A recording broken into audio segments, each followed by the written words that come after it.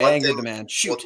Let's talk quickly about his Chicago Blackhawks, Rocky Wirtz, Mark Lazarus reporting at a town hall type of event just a few days ago, obviously asked about the Kyle Beach incident and simply asked Rocky Wirtz, who's a billionaire owner, he's been around forever.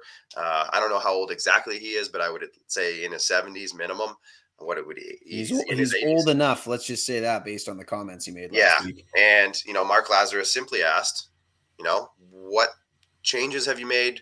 What things are you implementing? What are you guys doing to make sure that the Kyle Beach situation doesn't happen again? No, the one that they had to prepare for, right? The one that they had to get right. I'm paraphrasing, of course, Max, but that was essentially the question, and it looked like it was framed to his son Danny, who is the president, I think. But Rocky cuts him off and says, well, we're not talking about this. It's over. We're moving past it. We're not talking about this. It's over. We're not talking about this. And, Mark Lazarus, I think, pushed back a little bit and said, well, I think you have to talk about it. And he said, no. And you've probably all seen the clip at this point. Max, I guess it's hard to put into words the disappointment for this because it just shows the lack of empathy that, these billionaire owners, a lot of them seem to have. And it kind of, the harder part of it is, Max, is that it's showing the bad side of this hockey culture thing that everyone's been talking about now for a while. And it just kind of proves the point. Let's not talk about it nature of a lot of things that happen in hockey culture just kind of reared its ugly head, and it just was a terrible look. Max, I know you have thoughts. Let's hear them. I got a lot of them. Try to keep it short because I want to bring Snowman in soon. Oh, well, thanks for cutting into my 30 seconds. Okay. No, take your time, but don't go 10 minutes on this. I'm kidding, my good man. Anyways, Steve Dangle nailed it. Anybody that wants to hear my thoughts, nailed it. Yes. Anybody that wants to hear my thoughts about exactly what the Chicago Blackhawks have done to themselves from a business perspective, and not even just the business perspective, but the humanistic perspective of all this, go watch that 4.5 minute clip.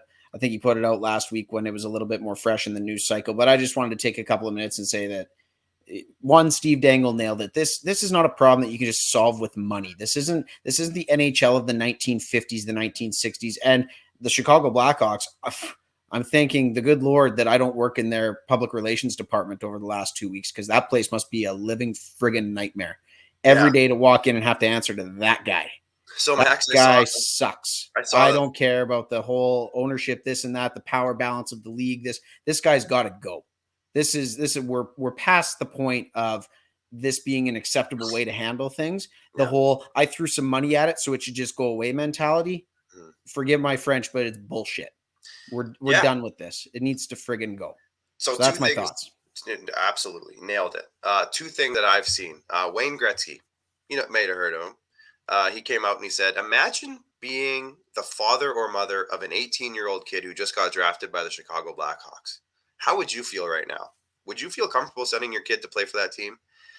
Not only that, but they also, after the Kyle Beach stuff kind of finalized, they fired another trainer for sexual abuse in November. I don't know if you saw that story, Max. After all of the Kyle Beach stuff ended, they fired another trainer that nobody really talked about it, but it happened.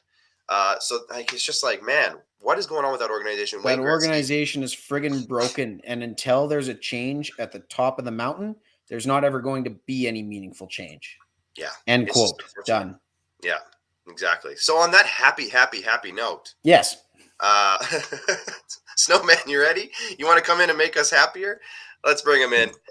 Brian, Snowman Snow. Brian, welcome back. It's been a minute. I'm so happy to have you. We have so much to talk about.